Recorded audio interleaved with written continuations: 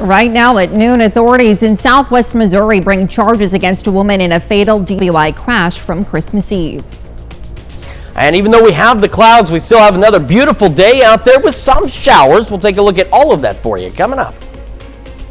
Plus, a former detention center in Kansas could soon see new life at an ICE facility. The 4 states' most watched news starts now. Well, this is KOAM News at noon. I'm Elise Snowy. New at noon today, the Kansas Department of Transportation begins another round of meetings regarding US 69 in Crawford County. Now, this morning, Crawford County residents were invited to a presentation at PSU's Overman Student Center on the future of Highway 69 in the county. Now, this is file video from meetings held in July. This is phase 2 of KDOT's study, where they're asking for input on an 18-mile stretch of the highway.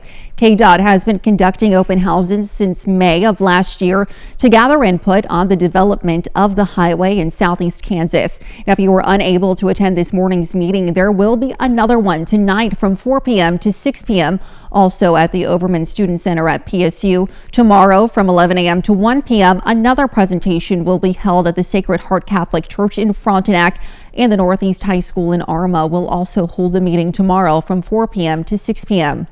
Now, anyone in Crawford County who is unable to attend those meetings in person will have a chance to attend a virtual open house this Friday from 11 a.m. to noon. Now, for more information on those meetings and the study, you can visit our website, KOAMnewsnow.com. Well, a Grove, Oklahoma woman is behind bars facing charges in southwest Missouri for a fatal DWI crash on Christmas Eve. Earlier this month, the Jasper County Prosecutor's Office filed charges against Jennifer Maupin, including felony DWI, causing the death of another, and careless and imprudent driving. Maupin also faces outstanding charges in Oklahoma. The latest charges stem from a fatal crash on December 24th on Missouri 59, just south of Carthage, which took the life of a Sarcoxy man. Now, Maupin was also injured in the crash. She was initially arrested and then released to seek medical care. Once prosecutors filed official charges, a judge issued a warrant for Maupin's arrest. On Monday night, Maupin was located in Marionville, Missouri, and booked into the Lawrence County Jail. McDonald County prosecutors amend charges against a former high school custodian after a camera was found in the girls' locker room. And after analyzing all of the evidence from the scene and the defendant Roger Copeland's home, prosecutors amended charges from felony sexual exploitation of a minor, felony possession of child pornography, and 1 count of felony invasion of privacy to 5 counts of Class E felony invasion of privacy. Investigators found no evidence of full nudity on the videos, and investigators also say the videos had not been transferred to any other device or posted to the internet. Now, if found guilty, Copeland could spend time in state prison. He would also have to register as a sex offender. Authorities arrest an Independence, Kansas man in connection with the July 2024 shooting incident following a months-long sealed case. Charles Riley Defabaugh III was taken into custody yesterday after a warrant issued in August 2024 was returned. Now, according to court documents, Defabaugh allegedly fired a gun at a man with intent to kill, wounding the victim. He also reportedly shot an occupied vehicle. Defabaugh now faces multiple charges, including attempted first-degree murder. The Montgomery County Attorney's Office sealed the case upon filing formal charges on August 19, 2024, keeping it closed until Defabaugh's arrest. Now let's head over to Chris Warner for a look at the forecast. Yeah, we've had a few of those showers out there. Otherwise, just mostly cloudy skies, as you can see from our camera downtown Pittsburgh. Taking a look at the MoDOT camera, 30-second in rain day. There it goes. And again, cloudy conditions, but dry. We do have some shower activity around Pittsburgh, but as you just saw, not really much. There it is. And that's about the only rain that we've got. We did have a few decent showers attempt to get going earlier, but they have fizzled out, just leaving us with the cloud cover as this front continues to push through. Yesterday, by the way, we started about where we should be, shot way up above average, and broke the record by 1 degree.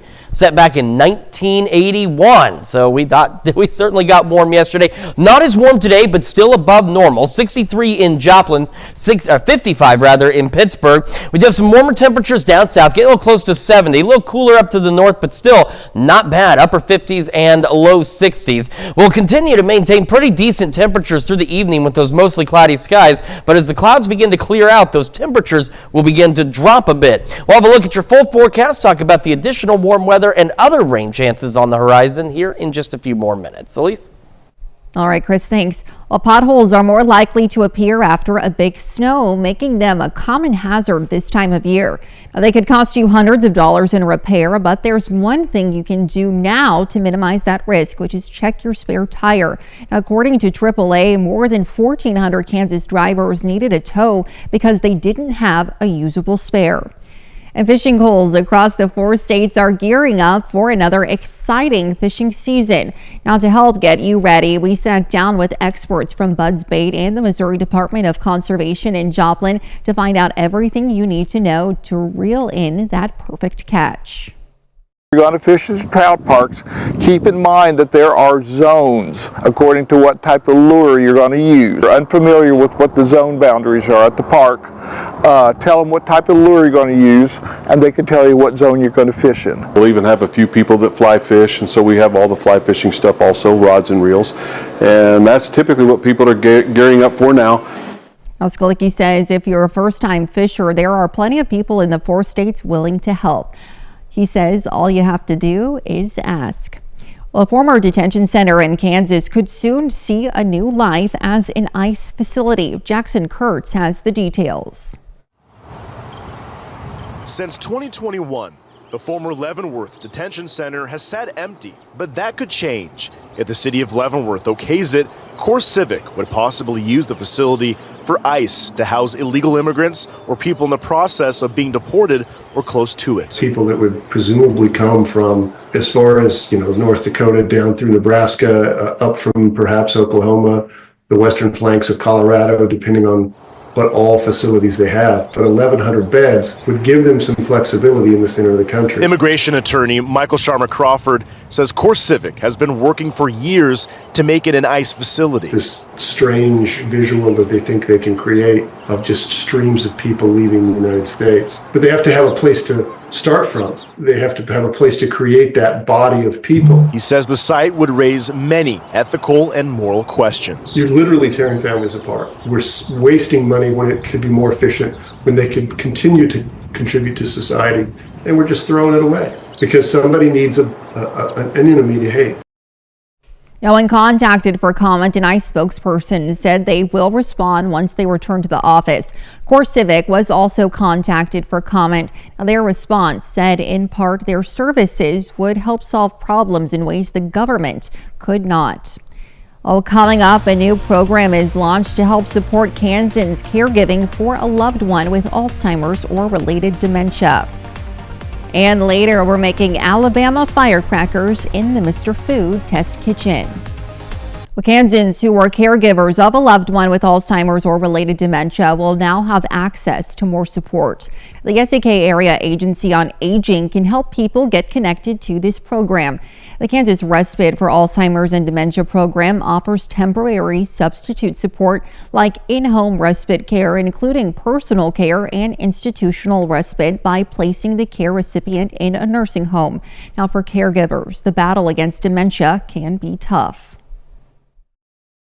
Dementia's, it's a hard, long battle a lot of times, and there is a lot of grief that goes along with caring for someone with dementia. Now, to be eligible, the caregiver must live in the same home as the care recipient, but an exception can be requested through the Kansas Department for Aging and Disability Services. Well, Pope Francis is spending his 13th day in a Rome hospital, and the Vatican says he's sitting up in an armchair, received therapy for double pneumonia as well.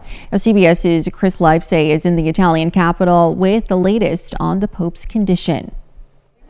Well, Vatican sources tell us that Pope Francis's condition remains critical, but he was able to get up this morning. He can sit up in his bed, read the paper. He can eat regularly, so that means not intravenously. In other words, there are encouraging signs. Just the other day, we were told that they'd seen a slight improvement. So he's not getting worse. Definitely not like he was this weekend when there was that scare, when he suffered from that prolonged respiratory crisis or an asthma attack requiring blood transfusions and high flow oxygen. We've also been getting signs of business as usual, even from Pope Francis's hospital bed. He was able to meet with a couple of cardinals yesterday and talk about promoting a couple of saints, one of whom would be, if he becomes a saint, an American who served in World War II as a chaplain, and then in the Korean War, where he ultimately was killed in a prisoner of war camp. Pope Francis is also able to make calls to Gaza and say hello to the Christian community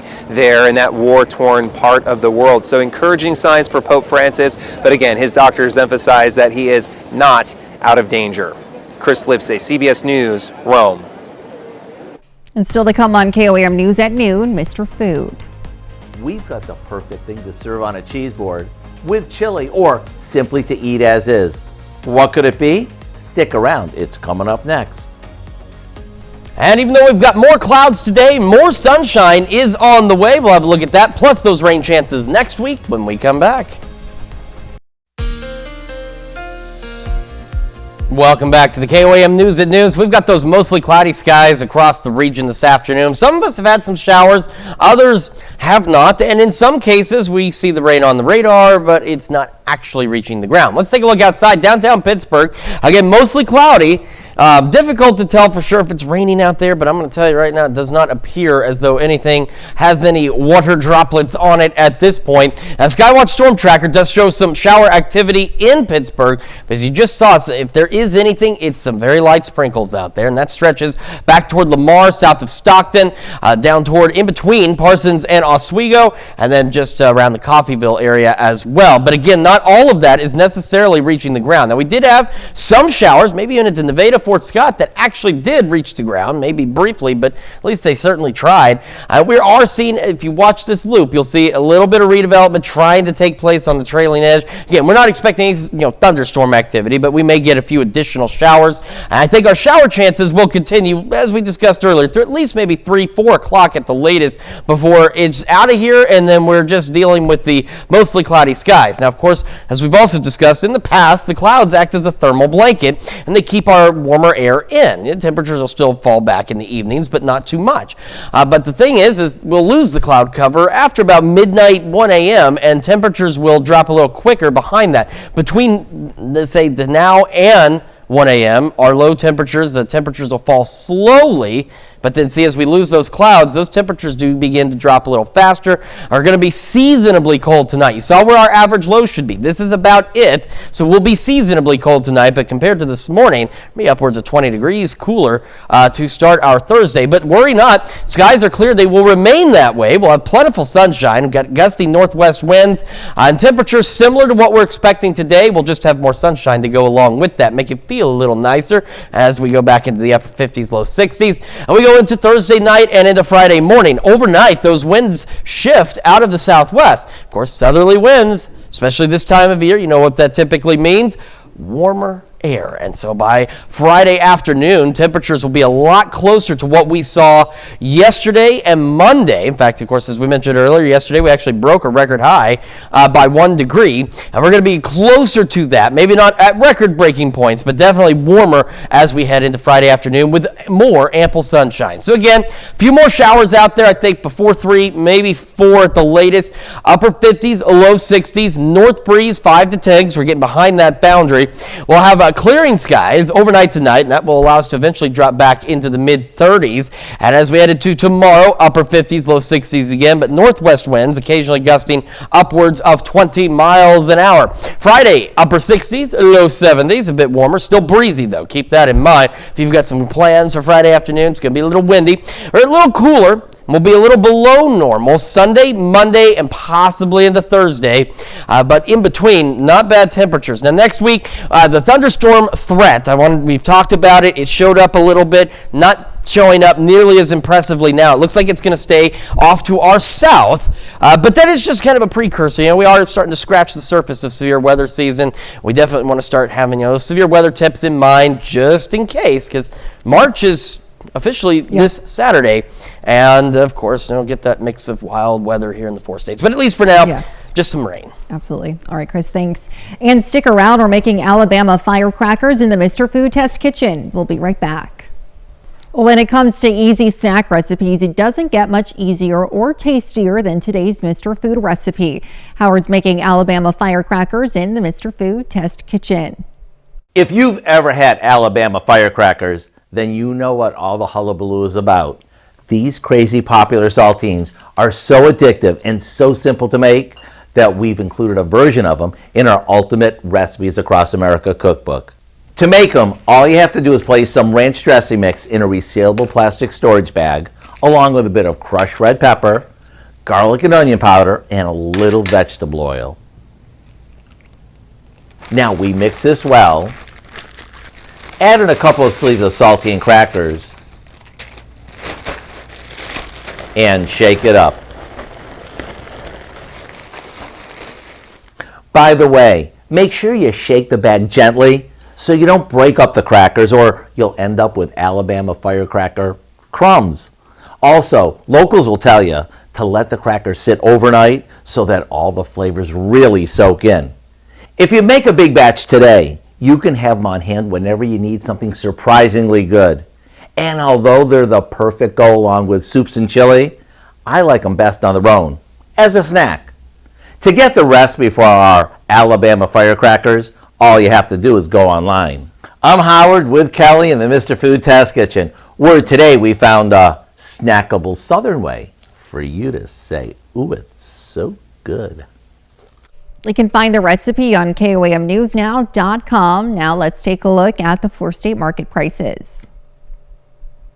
All right, again, a few isolated showers out there, some sprinkles maybe. Upper 50s, low 60s today and tomorrow. Sunny, breezy and sunny Friday. A little warmer, a little cooler into the weekend. More rain chances as we head into the next work week. But overall, temperatures for the most part staying at or above normal. So pretty nice out there. Absolutely.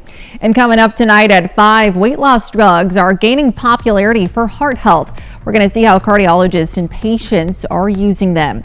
Plus, we'll visit the 10th anniversary of Dress to Impress at Missouri Southern, and we'll have more on Crawford County residents weighing in on the future of US 69. You can join us for those stories and more on KOAM News at 5. Certainly lots to look forward to. Absolutely. Well, that's the news for now. Thank you for joining us on KOAM News at noon. Have a great rest of your day.